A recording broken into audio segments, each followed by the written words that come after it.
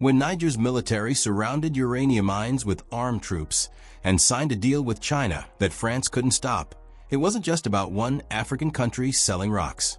It was the exact moment a 60-year system of control shattered. France lost the energy source powering a third of its nuclear grid. China gained a foothold in the resource that fuels the future. And across Africa, governments started asking one dangerous question. If Niger can ignore the West and survive, why can't we? What happened next wasn't just a trade deal. It was the beginning of a complete power reversal, one that could decide who controls the 21st century. In July 2024, Niger's military government authorized the sale of 1,000 tons of uranium to China, a single transaction that didn't just shift a commodity contract. It ended more than 60 years of French resource dominance in the Sahel. This wasn't a routine export deal.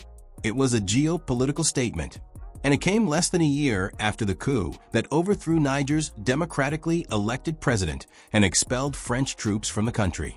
For decades, France treated Niger's uranium like a strategic birthright. The French nuclear giant Orano, formerly known as Areva, operated uranium mines in northern Niger since the 1970s, supplying up to a third of the fuel that powered France's nuclear reactors. Paris didn't just extract resources. It shaped governments, maintained military bases, and kept the former colony tethered to the Franc zone. Niger remained poor. France remained powered. But in July 2023, a military junta seized control in Niamey. Within weeks, they ordered French forces out. Paris protested. Washington condemned. The African Union suspended Niger's membership. None of it mattered. The new government wasn't interested in restoring the old order. They were interested in rewriting it. And uranium became the weapon. Here's where the stakes become clear. After the coup, Orano's mining operations didn't just face political backlash. They faced legal collapse. Niger's transitional government moved to assert full sovereign control over all uranium resources. When disputes arose, the World Bank's International Center for Settlement of Investment Disputes ruled in favor of Orano, ordering Niger to respect existing contracts and international arbitration standards. Niger ignored the ruling. Instead, in mid-2024, the junta finalized the sale of 1,000 tons of uranium to China. Not through Orano, not under French oversight, directly to Beijing. It was a deliberate rejection of Western legal frameworks, a calculated dismissal of institutions that had historically protected European commercial interests across Africa. China didn't hesitate. Beijing has spent the last 2 decades building alternative infrastructure across the continent: ports, railways, energy grids, and now, resource partnerships that bypass the old colonial gatekeepers. For China, Niger's uranium isn't just about nuclear fuel.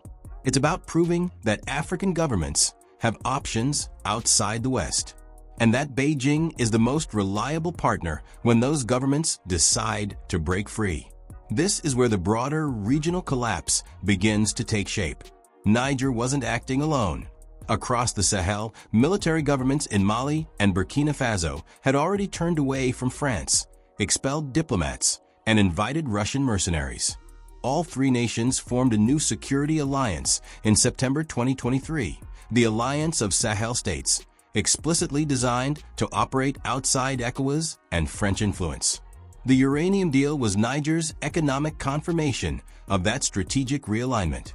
France, for its part, tried to maintain leverage. President Emmanuel Macron publicly condemned the coup and refused to recognize the junta's legitimacy. Paris threatened sanctions. It lobbied ECOWAS to intervene militarily. But the regional bloc was divided, hesitant, and ultimately unwilling to invade. French influence, once assumed to be permanent, evaporated in months. What happens next could redefine the region. Because this isn't just about one country or one resource. It's about whether the architecture of post-colonial control, treaties, corporate concessions, military bases, monetary unions, can survive when African governments decide they no longer need permission to act in their own interest.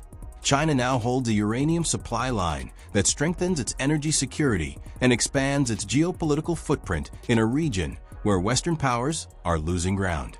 France is left with shuttered embassies, broken contracts, and a legacy it can no longer enforce. And Niger has sent a message to every other resource-rich African nation. Sovereignty is not negotiable. Partnerships are. When Niger placed armed military units around its uranium mines and sold 1,000 tons directly to China at full market price, it didn't just close a business deal. It dismantled the economic foundation of France's energy independence. For over half a century, France extracted uranium from Niger under terms that were never truly negotiated. They were inherited, and they were cheap. Orano, the French state-backed nuclear giant, paid rates far below global market value, secured through post-colonial agreements that treated Niger's resources as extensions of French strategic reserves. Paris powered a third of its nuclear grid on uranium that cost a fraction of what it should have. Niger remained one of the poorest countries on Earth while lighting up homes in Lyon and Paris. But in 2024, that equation collapsed. After the military coup in July 2023, Niger's new government didn't just challenge French political influence. They went after the money, and they did it with soldiers. Armed units were deployed to uranium mining sites across the northern Agadez region, not to shut them down, but to secure them. The message was clear: these resources are ours. The terms are ours. And the buyers will be chosen by us. China was ready. Beijing agreed to purchase 1,000 tons of Niger's uranium at full international market rates, a price point France had never been willing to meet. This wasn't charity. It was commerce. China operates on a different model in Africa. It doesn't ask for preferential legacy terms tied to colonial history. It pays market value, builds infrastructure, and secures long-term supply chains that reinforce its global energy strategy. For Niger, this was the first time in decades that uranium left the ground as a fair transaction, not a tribute. Here's where the stakes become clear. France's nuclear energy sector relies on uranium imports to fuel 56 reactors that generate roughly 70% of the country's electricity. Niger historically supplied up to a third of that fuel. Losing access to that supply at below-market rates doesn't just hurt France's budget. It threatens the entire energy security model that has underwritten French geopolitical autonomy since the Cold War. Paris can buy uranium elsewhere. Kazakhstan, Canada, Australia all have reserves. But none of them come with the embedded discount Niger provided for 6 decades. The cost of replacing that supply at market rates is steep. And the timing is worse. Europe is facing an energy crisis. Russian gas has been cut off, and nuclear power is being repositioned as a green energy solution. France needed Niger. Niger no longer needed France. The militarization of the mines was strategic. By positioning armed forces at extraction sites, Niger's junta ensured that any attempt to pressure, sanction, or undermine the government would risk direct confrontation over physical assets. It turned uranium into a defensive perimeter. And it worked. France protested. The World Bank ruled in favor of Orano's contractual rights. Niger ignored both. There was no enforcement mechanism that didn't involve military intervention, and no Western coalition willing to invade over a mining contract. China, meanwhile, secured exactly what it wanted: a stable uranium supply from a government that had just proven it could stand up to Western pressure. Beijing didn't need to make threats or impose conditions. It just needed to show up with a fair price and a neutral posture. That was enough. What happens next could redefine how resource deals are structured across Africa. Because this wasn't just about Niger asserting control. It was about exposing how unequal the old contracts really were. If Niger can demand market rates and walk away from colonial-era pricing, why can't Gabon, Chad, or the Democratic Republic of Congo do the same with oil, cobalt, or rare earth minerals? France is now facing a continent where the assumption of resource access at preferential terms is no longer guaranteed. And China is building an alternative system where African governments don't have to choose between development and sovereignty. Niger's uranium deal with China wasn't an isolated transaction. It was the economic anchor of a coordinated regional break, one that now includes Mali, Burkina Faso, and a shared rejection of French influence across the entire Sahel. By mid-2024, 3 military governments had aligned their foreign policies around a single principle: sovereignty without Western supervision. And China had become the preferred partner to make that principle economically viable. This coordination didn't happen by accident.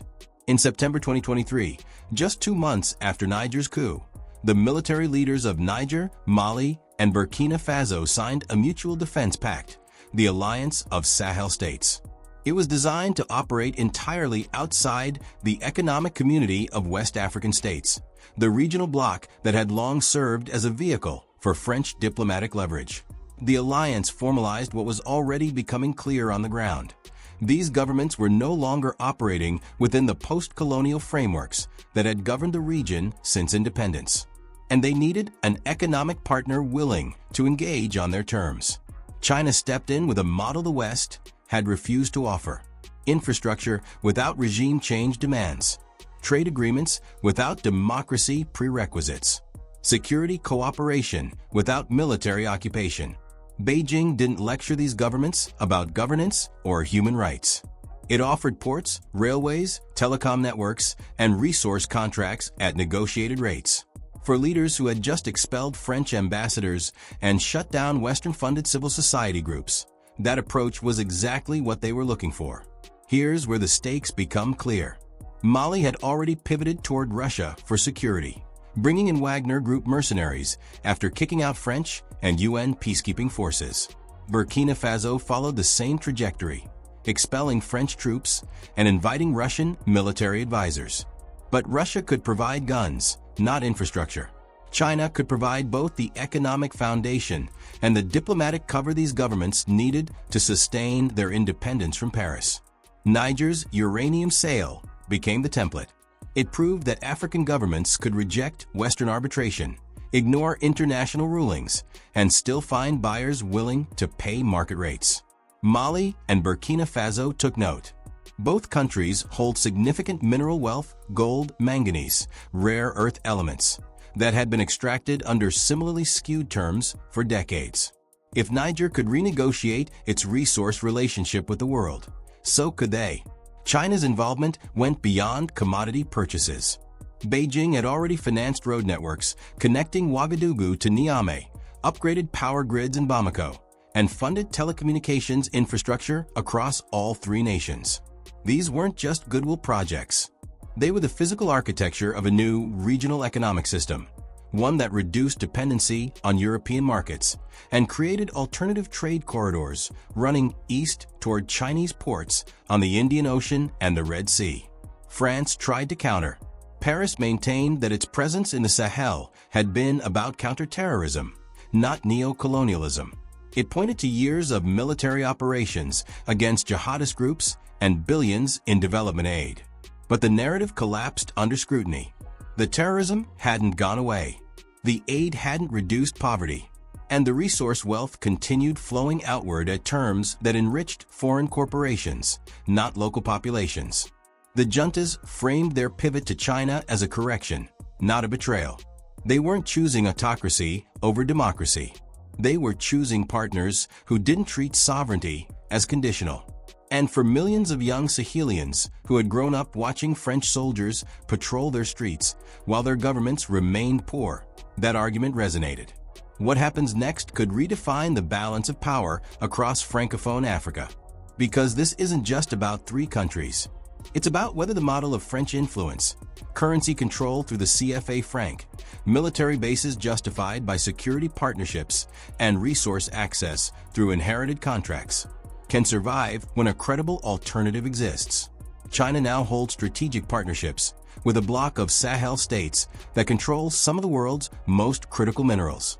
France is watching a region it once considered an extension of its own strategic depth align with Beijing. And the rest of Africa is watching to see if sovereignty, without Western approval, is actually sustainable. Niger's decision to sell uranium to China at market value wasn't just about one country renegotiating one contract. It was the opening move in a broader question that could reshape the global energy order. Can African nations control their own resources without Western permission?